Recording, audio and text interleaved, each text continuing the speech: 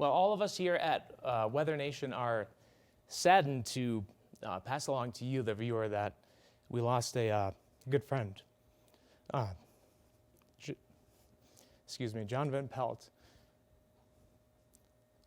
He was our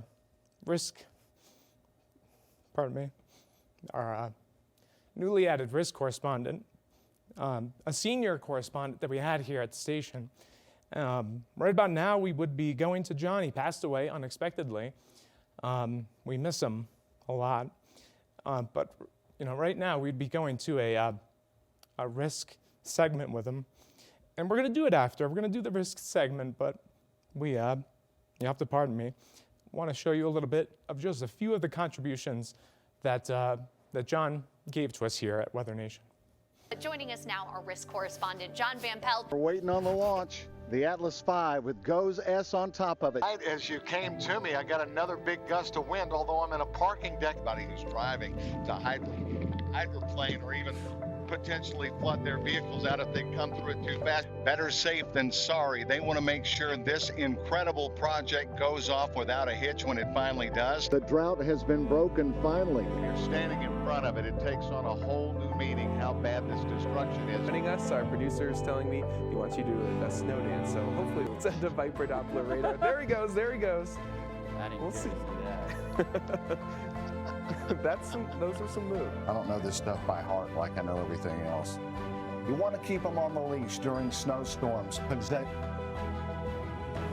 I'll cut that. Do we do this for a living?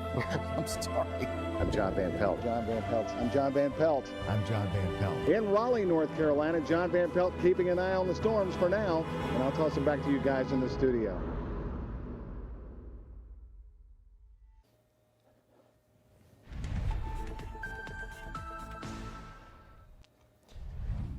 All right, that's just a small segment of what John did here with us for Weather Nation, and we're going to continue on with our risk of the day. You have to pardon me for that, but one other quick note, a couple of quick stories about John. Yeah. We would call him about 5 minutes before the weather hit. Yeah. It was nice. It was actually one of my favorite parts of the show, or even parts of the day, because we would do an audio and visual check with him, and you get to hear, he was very genuine, he cared a lot.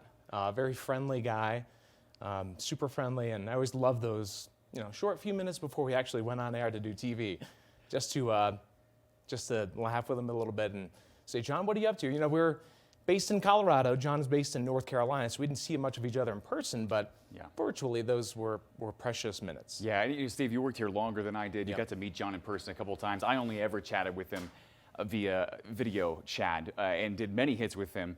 And Steve was saying the minutes before the hit, God showed us what John's personality was all about. He was always up for a laugh, even though he was covering serious things. He was always very professional out in the field. I mean, to a T. He always carried himself, even in the middle of hurricanes, even in the middle of intense weather. He was a great person to work with, and a great person in general, and a great friend. Yeah, and I know he wouldn't want us to get all sappy about him, so he would want us to celebrate, and he did a lot of, risk and safety messaging. We have so many stories from him about, do this in the event of a tornado, don't do that in the event of flooding. So he would want us to carry on with what's coming up. And since we are here at Weather Nation, weather's what we do, we're gonna dive into his risk of the day in honor of John.